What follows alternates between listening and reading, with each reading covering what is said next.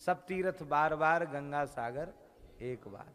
पूज्य श्री बक्सर वाले नारायण दास जी महाराज मामा जी कहते थे कि भागवत के सभी उपाख्यान बार बार और कपिलोपाख्यान एक बार, क्योंकि ये है वस्तुतः गंगा सागर तीर्थ, कपिल भगवान के ज्ञान का समुद्र और देवहूति माता के प्रेम की गंगा, इनका संगम कपिलोपाख्यान।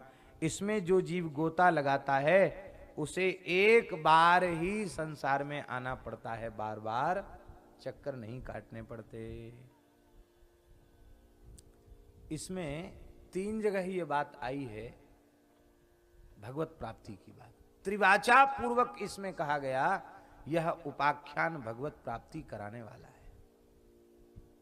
3 बार कहा गया। भागवत में ऐसा कोई प्रकरण नहीं है आदि संत तक जिसमें 3 बार कहा गया हो ब्रह्म दर्शन भगवत दर्शन कराने वाला।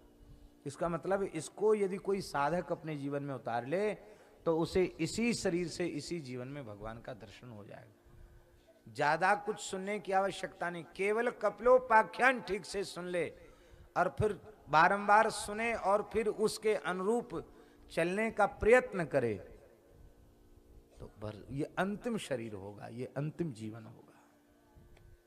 इतनी महिमा है कपिलोपाख्यान की।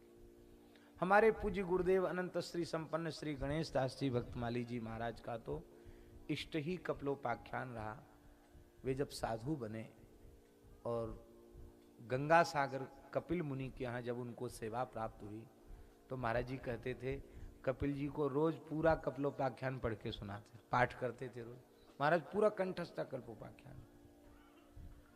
और महाराज जी की कथा जब जब दास को सुनने का सौभाग्य मिला वो सबसे सुंदर कपिलोपाख्यान उनकी वाणी से लगता था।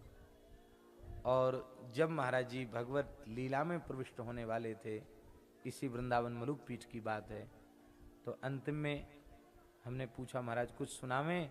जब ग्रंथ खोला तो कपिलोपाख्यान ही निकला और हम गा रहे थे और महाराज जी एक एक श्लोक सुन रहे थे, नेत्र से अश्रुधार बह रही थी। और जैसी भगवान के श्रीअंग की शोभा का वर्णन जहां पूरा हुआ वहीं ठाकुर जी का दर्शन करते हुए उन्होंने अपने देह का विसर्जन किया। तो दास ने अंतिम क्षण में महाराज जी को कपिलोपाख्यान सुनाया। इसलिए हम भी कपिलोपाख्यान छोड़ के आगे नहीं बढ़ पाते हैं और संतोष हमको होता नहीं।